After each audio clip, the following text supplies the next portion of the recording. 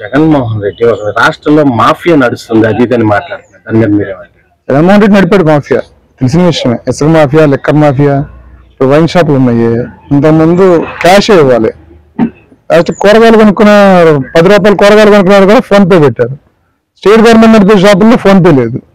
అంటే ఒక రకంగా డబ్బును తీసుకెళ్లి ట్రాకింగ్ అవ్వకుండా ఒక మాఫియా లాగా క్యాష్ ఎకానమీ నడిపాడు. ఇసుకలో కూడా అదే పరిస్థితి. ఇసుక రేవుకి వెళ్తే డబ్బులు ఇవ్వాలి, దాని మాఫియా అంటారా? ఇప్పుడు వైన్ షాపులు పెట్టారు, ఎక్కడైనా సరే QR కోడ్లు పెడుతున్నారు.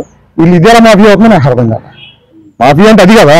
ఇప్పుడు ఇది QR కోడ్ల ద్వారా తీసుకుంటున్నారు, మొత్తం ఆన్లైన్ పేమెంట్లు తీసుకుంటున్నారు. తీసుకున్నప్పుడు ఆటోమేటిక్గా అంతా మొత్తం అకౌంట్ లో ఉంటది. దీనికి మొత్తం ట్రాకింగ్ ఉంటుంది, ఎవరి దగ్గరికి వెళ్తున్నా మొత్తం లెక్క వస్తుంది.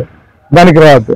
మరి దాని మాఫియా కాబట్టి మేము చేసాం కాబట్టి వీళ్ళు ఇలా చేయట్లేదు కాబట్టి వీళ్ళు మాఫియా అనుకుంటున్నాడే అతను చెప్పుకోలేక పక్క వాళ్ళు చెప్తున్నట్టు అనిపించింది. అంటే సార్ జగన్మోహన్ రెడ్డి ప్రభుత్వ అధికారులని అంటే బట్టలు తీసి అంటే తప్పు చేసిన అరెస్ట్ చేయడం తప్పు అంటారు. అరెస్ట్ చేయడం తప్పు అనే కాన్సెప్ట్ ఉంటే, అంటే వాళ్ళ మనుషులు అరెస్ట్ చేస్తే తప్పు అనేది అతని ఉద్దేశం. తప్పు చేసిన వాళ్ళని కాపాడాడు కదా ఇంతకుముందు. ఇప్పుడు TDP ఆఫీస్ మీద దాడి చేశారు, దాడి చేసి కార్లు కాల్ చేశారు. వీడియో ఫుటేజ్ డైరెక్ట్ గా కనబడుతుంటే కూడా అసలు అక్కడ ఏం జరగలేదని చెప్పి ఒక అమాయకుడు చెప్పినట్టు చెప్తున్నాడు. జనాలందరూ వీడియో చూశారు, ఎవరో చెప్తూ ఉంటాం కాదు. మరి అతని మెంటాలిటీ ఏంటంటే దాన్ని బట్టి అర్థమవుతుంది.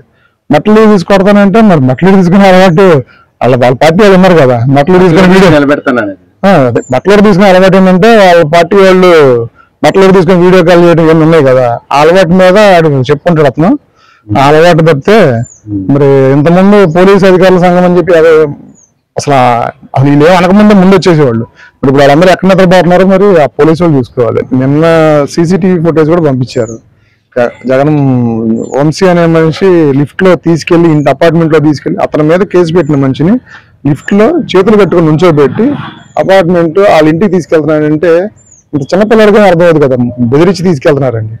దానికి అది ఎందుకు తీసుకెళ్ళగలిగారు? దళిత యువకుడు కాబట్టి ఏదైనా చేయొచ్చిన ఒక అహంకారంతో చేయడం తప్పితే నార్మల్ గా అయితే కనుక మరి ఏ రెడ్డినో తీసుకెళ్ళగలుగుతారా? తీసుకెళ్ళలేరు కదా. ఏదో ఏమి దళితులు వాళ్ళు ఏం చేయలేరు అనే ఒక చులకన భావంతో చేసిందే ఇది. మరి దళితుల మీద చులకన భావంతో వంశీని సమర్థిస్తున్నాడంటే మరి జగన్మోహన్ రెడ్డిని మనం ఏమనుకోవాలి? ఇప్పుడు అతనికి కూడా అదే భావం ఉన్నది కదా. అతను సపోర్ట్ చేస్తా వెళ్ళాడు, జైలుకి వెళ్ళి ఒక యాత్రలాగా చేశారు.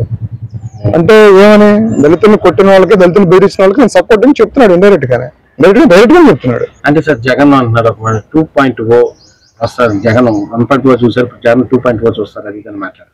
జనరల్ గా ఎలా ఉంటుందంటే ఒక సినిమా ఉంది, పుష్ప సినిమా ఉంది, 1, 2, 1 నుంచి 2 ఉంటుందని ఎక్స్పెక్ట్ చేస్తారు. మేము కూడా అదే ఎక్స్పెక్ట్ చేయాలి. 1లో అరాజకం, 2లో అంతకుమించి అరాజకం ఎక్స్పెక్ట్ చేయాలి. ఇప్పుడు 2.0 అంటే అదే కదా. జనరల్ గా ఫస్ట్ పార్టీకి సెకండ్ పార్టీకి బెటర్ అవుద్ది అనుకుంటారు. మరి అరాజకం అది చేశారు, అంతకంటే బెటర్ అరాజకం చేస్తారని చెబుతున్నాడు.